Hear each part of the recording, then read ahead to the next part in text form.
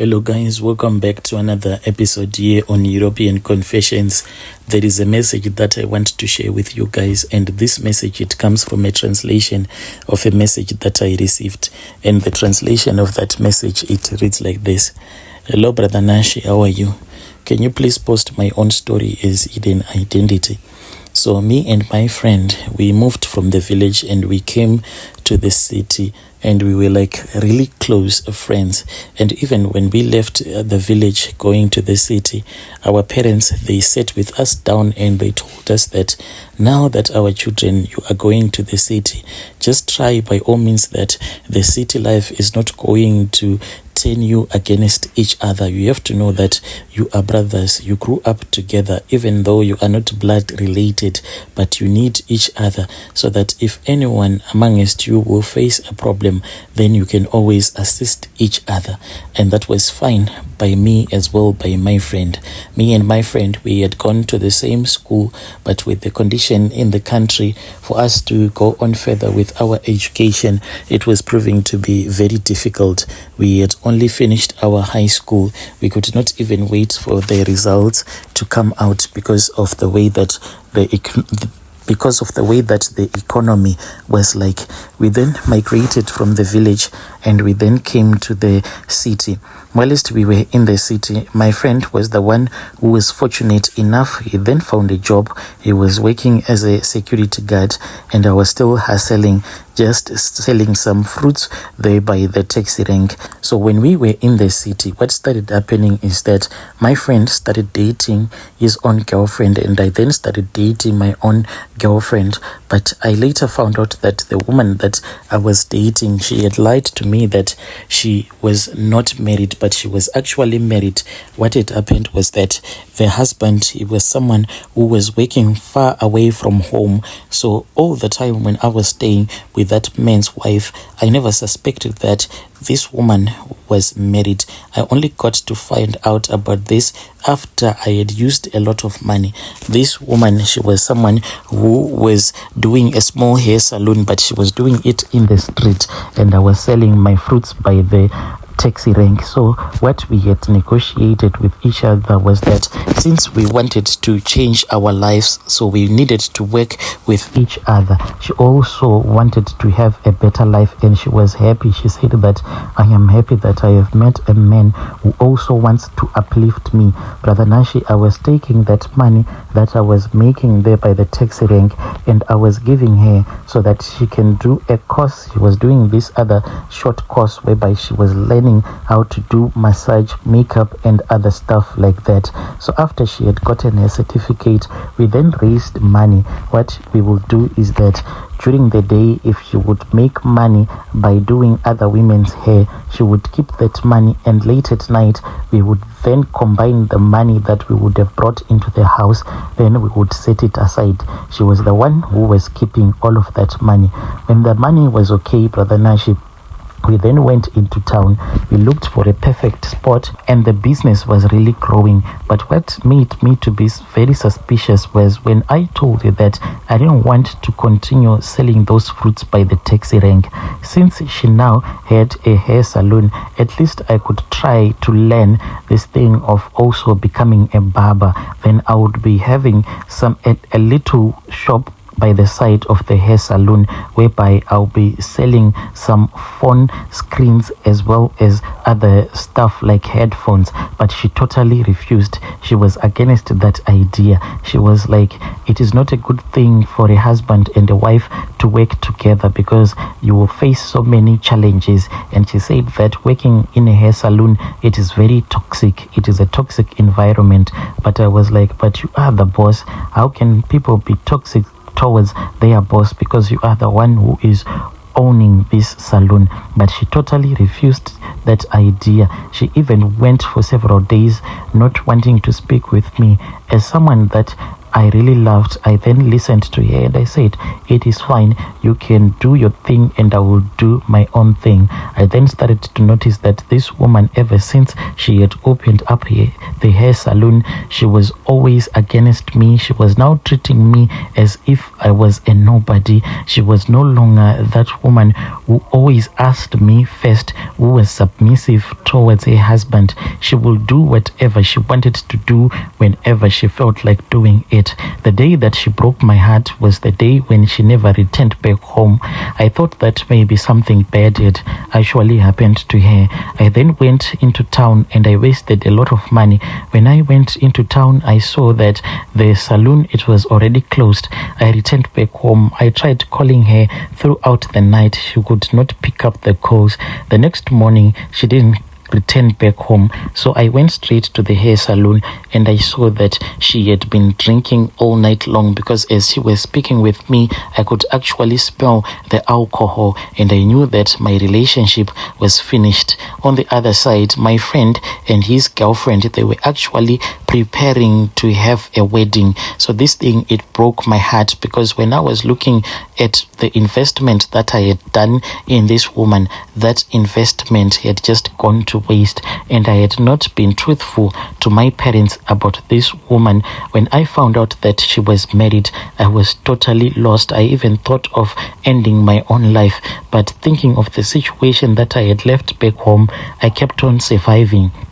My friend and his wife, since his wife was attending another church, so when they got married in that church, they were given a lot of gifts and they used those gifts to start a small business, and it was like God was on their side. And the first time that my friend bought his car, the first car that he bought, that was when jealousy was born in my heart. I never showed him that I was feeling jealousy over him and over the life that he had. I just pretended as if I was okay. But Brother Nashi, whenever I would think about my friend, the way that we had came to the city together and how I was now stuck just standing in the taxi rank, how I had lost my money by getting that woman to college so that she can do that short course, and at the end of the day she had robbed me. I had even given her some money so that she can open up a salon. All of it was just gone, and I was now left alone with no plan at all. But then out of jealousy, what I did is that I then went and I spoke with this other man. This man, he was staying in an area there in Bari. He was from Malawi, that man. So I used to call that man Achmwene, because he used to sell his bananas close to this area that is called Copacabana. So we were really good friends. When I spoke with him about this issue, I was amazed when this man started laughing and he said that I know, I am going to get that man sorted out. I was expecting that Achmwene was going to ask me why I had thought of doing such an evil thing against my own friend who had not wronged me, but he said that no questions, no answers. Do not question me and I will not question you. You just said that you want to fix your friend. Let us go, I will fix your friend. After I had bought that plate of soft porridge, we then walked from Copacabana going to where Achmwene was staying there in Bari. When we arrived at his place, he said that first he was really feeling hungry, then he started eating. After he had finished eating, he then said, right, let us get back to work. We then entered into his bedroom and he said that all that I had to do was to tell him my friend's name as well as his surname as well as his totem. That was all that we needed to do. I told him everything whilst he was wearing his traditional Elias clothes, and he then started telling me that this thing, it was already sorted out. He then went to his wardrobe. It was a very old wardrobe that was really falling apart. He then removed this other mirror. From the way that this mirror looked, it was quite scary because it had been designed with a lot of stones that were really beautiful, and at the same time, the way that these stones were placed on that mirror, the stones made this mirror to be more evil looking than to be more beautiful. He then showed me this mirror. I was shocked, Brother Nashi, because I saw a still image. The image that I saw in that mirror, it was not moving, but it was the image of my friend. I then saw my friend. He was just there in the mirror. He was wearing this other beautiful suit.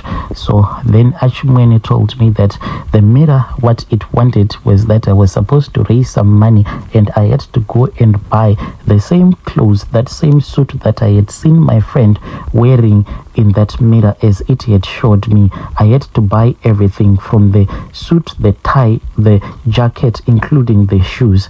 This was quite expensive for me, but that man then reminded me that what was more important was for me to win this war before my friend had even suspected that I was doing this to him.